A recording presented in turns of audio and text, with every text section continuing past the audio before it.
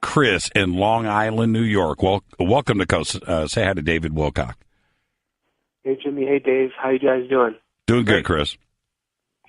Well, I had a question for David in terms of reading his new book, The Ascent Mysteries, which I'm very enjoying very much. Thanks. And one of the chapters was Nikola Tesla, the Pete Peterson and Nikola Tesla Black Ops. Yep. One of them is about Black Jesus, where there's a ascended being appearing in Africa. Yep. And I just want to know if you know any more information you would share with us, because I thought that was very captivating to me, and I just wanted more information on it. Yeah. The Black Thank you, Jesus Chris. story. The Black Jesus story was probably one of the most shocking things I ever heard. It came from my insider, Jacob, I call him that in the book, who actually was working for the Rothschilds and still does, and also is a whistleblower who doesn't really do what they want but continues to work for them because he feels like there's some very serious extraterrestrial threats to Earth and that what they're doing is very necessary to protect us. So the story goes that in the 1960s, there was a black man in Africa who came in with abilities complementary to those of Jesus.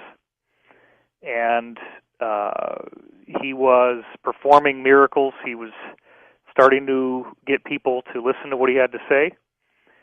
And the cabal tried to kill him, and, they could shoot him in the head, and his skull would just regenerate, and the flesh would grow back, and he was fine.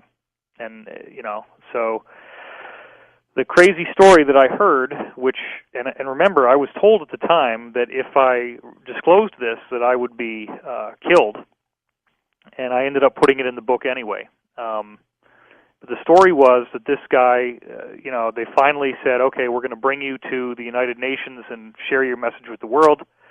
Let's get you on this flight.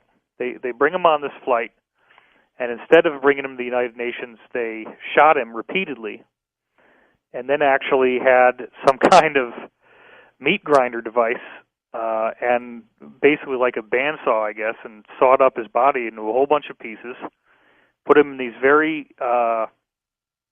like radioactive shielded containers, and then had all these fighter jets dock with the plane and fly his body parts to all corners of the world, where then these containers turned them into ash. And they thought that maybe this would defeat him, like that his body somehow, the tissue was necessary. So if they destroyed all the tissue in all these places across the world, maybe they could defeat him. Well, he then regenerated in their offices and was fully fine, fully intact. But the sad part is that he said,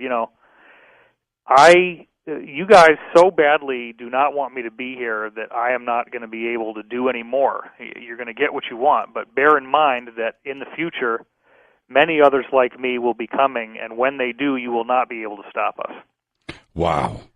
Wow. Well, that is all I know. Unfortunately, right. There's nothing more to the story than that. I don't, incredible. But it is an incredible story. Incredible. Let's go to Wild Card. Thomas, right here in California. Thomas, you're up next on Coast. Jimmy, thank you for taking my